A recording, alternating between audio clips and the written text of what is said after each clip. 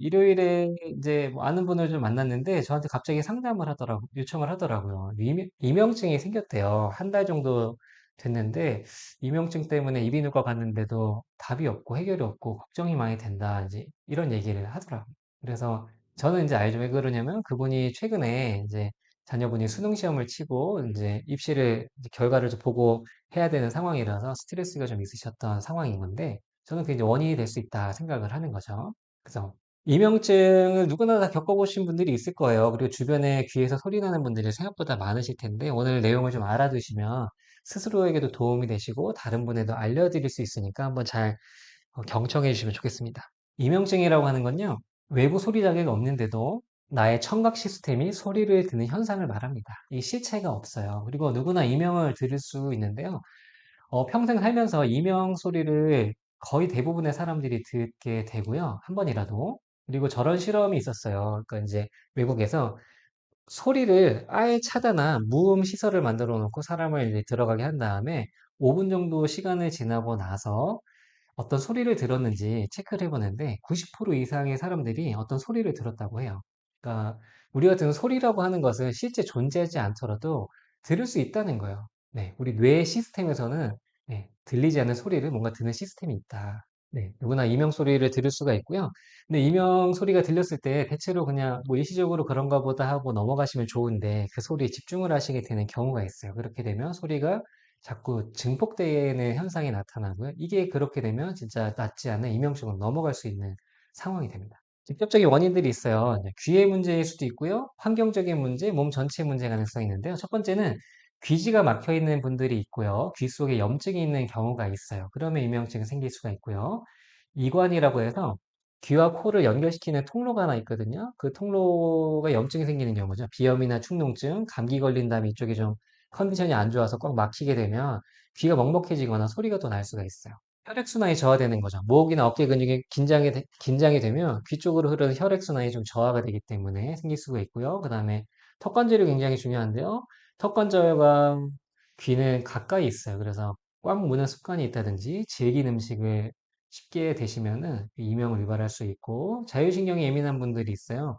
커피 마시면 두근거리는 분들이 있거든요. 이분들은 교감신경이 쉽게 항진하는 분들인데 이분들이 이제 좀 예민한 체질이다라고 말씀을 드릴 수가 있고 그런 분들이 이명증이 오는 확률이 좀 더 높습니다.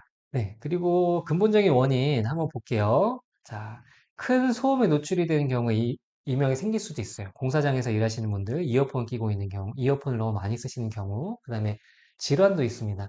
귀 쪽에 신경에 바이러스가 침투하게 되면 돌발성 난청이라는 질환이 생길 수가 있는데요. 그걸로 인해서 이명이 생길 수가 있고요. 이런 건 빠르게 병원에서 치료 받으셔야 되고요.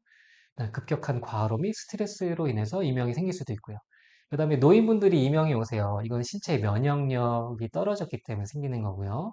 또 신체 면역력이 떨어지는 것은 나이 상관없이 저런 부분도 있어요. 몸의 컨디션이 안 좋으면 이명증이 생길 수가 있는데 대표적으로 불면증, 잠을 잘 못 잤을 때, 그 다음에 식도염을 포함한 위염, 이런 소화불량 증상이 심할 때 이명증이 생기고 또 악화되시는 분들이 꽤 많습니다. 이런 다양한 요소들과 원인들을 다 보셔야 되는 거예요. 자, 이명증에 대해서 좀 더 알기 쉽게 설명을 해드릴게요. 자, 보세요. 우리 뇌에는 변연계라고 하는 구조가 있어요. 이거는 무의식과 본능을 담당하는 건데요. 여기서 핵심적으로 두려움이라는 감정과 밀접하게 연결이 돼 있어요. 우리가 이제 뒤에서 갑자기 바스락바스락 소리가 난다고 생각을 해보세요. 그러면 이제 뭐 외부 야외 환경이라 생각해 볼게요. 산에 있어요. 산에 있는데 뒤에서 바스락바스락 거려. 그러면 뭐 호랑이가 맹수가 멧돼지가 뒤에 온 걸 수도 있잖아요. 그러면 내 건강과 내 안전을 지키기 위해서 그 소리에 집중을 해야 되고 대처를 잘 해야 내 생명을 유지하고 안전할 수 있잖아요. 그러니까 위험 신호라고 딱 파악이 되게 되면 이 소리에 집중을 하게 되는 게 당연한 거라고. 그렇게 해야 올바른 거라고요. 그래서 이명의 소리가 딱 들렸을 때 이거를 그냥 일시적인 거라고 생각하고 그냥 지나가 버리면 상관이 없는데, 위험한 소리, 위험 신호 아니야? 라는 생각을 딱 하게 되면 집중하게 되고 증폭되는 패턴으로 돌아갈 수 있다는 거예요. 네, 그게 핵심적인 문제인데, 그래서, 네, 저 이제 한의원에서 이명식 환자분들 치료해 보다 보면 대체적으로 다 예민한 분들이세요. 그러니까 예민하면 이명 생기느냐? 그거는 성립을 안 하는데, 이명이 생긴 분들은 예민하나? 라고 했을 때 거의 맞고요. 그럼 제가 저렇게 물어봐요. 그 혹시 이명증 때문에 이게 내 어떤 질병의 전조 증상 아닐까 걱정되시죠? 물어보면 거의 대부분 그렇다고 얘기를 해요. 그러니까 공포감을 느끼니까 그걸로 인해서 계속 이명이 이제 활성화되는 거죠. 그래서 저런 이제 연구들이 또 있잖아요. 그 비행장이 있는 곳으로 이사를 갔는데 처음에는 밤에 비행기 소리가 너무 들려서 잠을 못 자고 있다가 일정 시간 좀 며칠 지나니까 비행기 소리가 안 들리고 잘 잔다. 이게 뭘까요?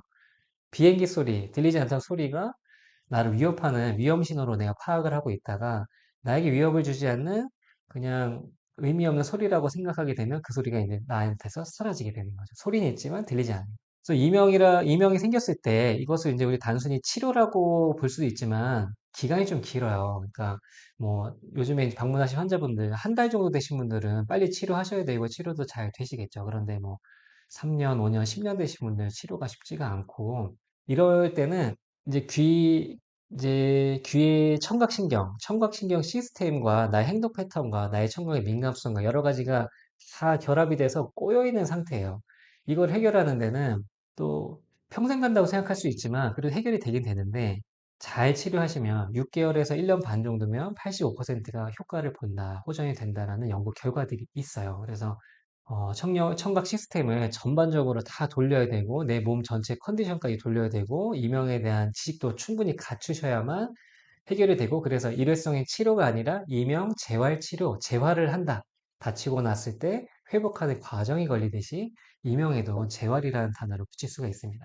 첫 번째로 중요한 것은 재활 치료에서는 이명 상담이에요. 제가 지금 가르쳐 드릴 이 내용들 알기만 해도 내가 왜 이명이 생겼구나라는 거 알기만 해도 해결이 많이 되고요. 불안감이 좀 줄어들기 때문에 이명으로 인한 삶의 질이 떨어진 것이 회복이 됩니다.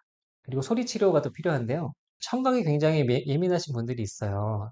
남들보다 아주 민감하신 분들이 있는데 그런 분들은 소리 자극에 더 민감해서 심지어 화장실 변기 물 내리는 소리에도 고통을 받는 분들이 있거든요. 이런 분들 청각이 민감한 거를 자꾸 둔감하게 만들어 줘야 돼요. 그래서 뭐 햇볕 많이 안 본 사람이 야외 활동 선크림 안 바르고 하면 화상 입을 수도 있잖아요. 그런데 이제 계속 나가서 활동하다 보면 점점 피부가 단련이 돼서 웬만한 햇볕에 화상 입지 않잖아요. 그런 것처럼 우리 귀 청각도 마찬가지. 단련을 시켜야 되고요. 그래서 이명 치료하는 클리닉들에서는 이명 소리와 비슷한 주파수를 자꾸 쭉 쐬게 해서 이명 소리가 익숙해지게 자꾸 만들어주는 거죠. 그다음에 이명증을 악화시키는 큰 요인 중에 하나는 불면증, 그다음에 스트레스인데 잠을 더 잘 자게 하고 그다음에 스트레스를 어떻게 대처할 수 있는지 그런 방법들을 잘 아시는 것도 중요합니다. 추나요법이나 교정, 근막이완들을 통해서 경추나 턱관절의 밸런스를 잘 맞춰주시는 것도 구조적으로 혈액순환을 개선하기 때문에 아주 중요한 일들이라고 보면 됩니다.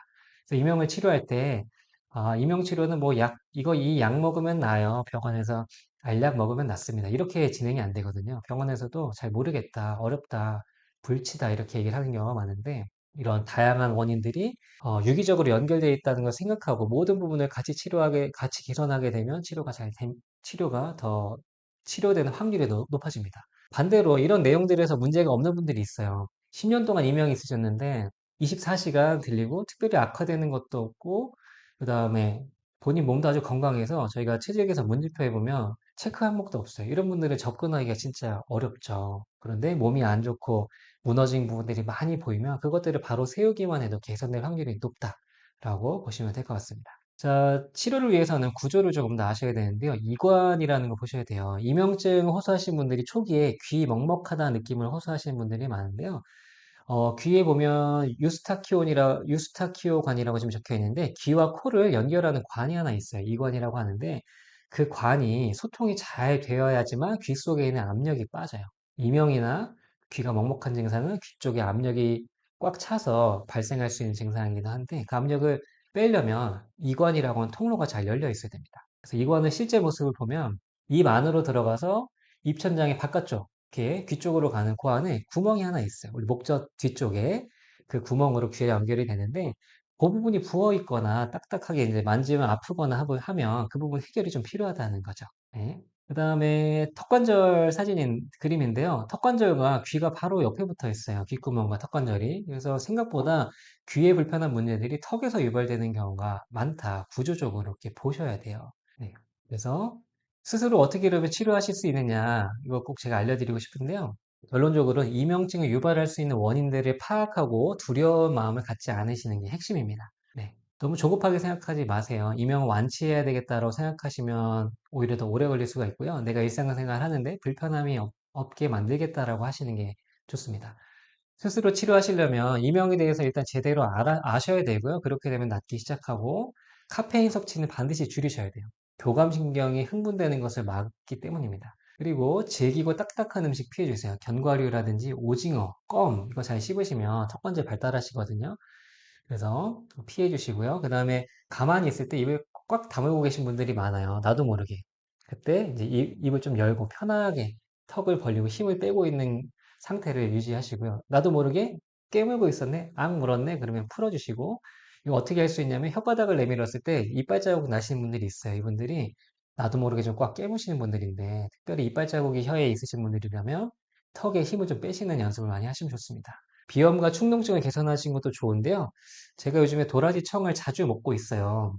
저희 한의원 쌍화탕에 도라지를 많이 넣어놨거든요. 그래서 그걸 또 꾸준히 먹고 있고, 도라지 청을 집에서 하루에 하나씩, 이제 한 스푼씩, 두 스푼씩 먹고 있는데, 그렇게만 해도 호흡기 건강이 좋아집니다. 도라지 활용 잘 하시면 좋고요. 그 다음에 짜가운 음식을 피하시는 게 좋은데, 짠 음식을 먹으면 삼투압 때문에 우리 몸이 좀 부어요. 눈꺼풀이 붓잖아요? 라면 드시고 주무시면 눈이 붓듯이 귀 속에 있는, 귀 안에 있는 구조물들이나 이관 같은 것도 같이 붓는 거예요.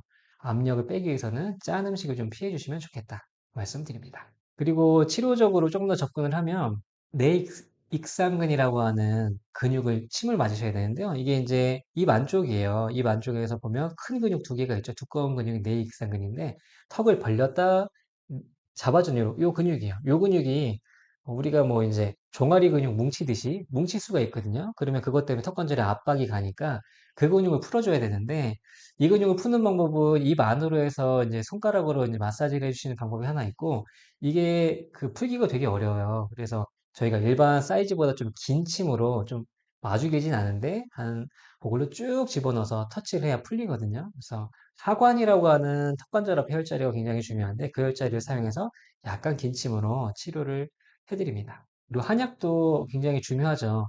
혈액순환을 시켜주고요. 몸 전체의 면역력을 개선하고 아픈 것들 치료하니까 컨디션이 좋아지죠. 그 다음에 교감신경이 긴장되거나 교감신경이 쉽게 긴장하는 분들이 많아요. 좀 마음 여리신 분들, 커피 드시면 두근두근 하신 분들, 잘 어지러우신 분들, 감기약 잘 못 드시는 분들 되게 많거든요. 그런 분들 긴장도를 완화시키는 게 한약이 굉장히 효과가 좋습니다. 그래서 한약 드시면 효과가 좋고요. 그 다음에 턱관절과 경추가 또 굳어서 압박이 돼서 더 압력이 높아진다고 했죠. 그런 것들을 푸는데 한약이 좋은 효과를 또 나타냅니다. 그리고 이제 이런 얘기들을 자 이제 민들레 유튜브에 제가 올려놨었는데요. 저희 이제 클리닉 치료 받으시는 분들께 제가 시청하시라고 링크를 문자로 항상 이제 전송을 해드리고 있어요. 이런 얘기들을 잘 숙지하고 이해하고 계셔야지만 해결이 될 수가 있으니까 제가 이런 영상도 미리 만들어 놨었고요. 실제로 한의원에 오셔서 받으시는 치료가 가장 중요한 치료지만 이렇게 내용들을 잘 숙지하고 스스로 하실 수 있는 방법을 시도해 보시는 것도 저는 아주 중요하다고 생각을 합니다.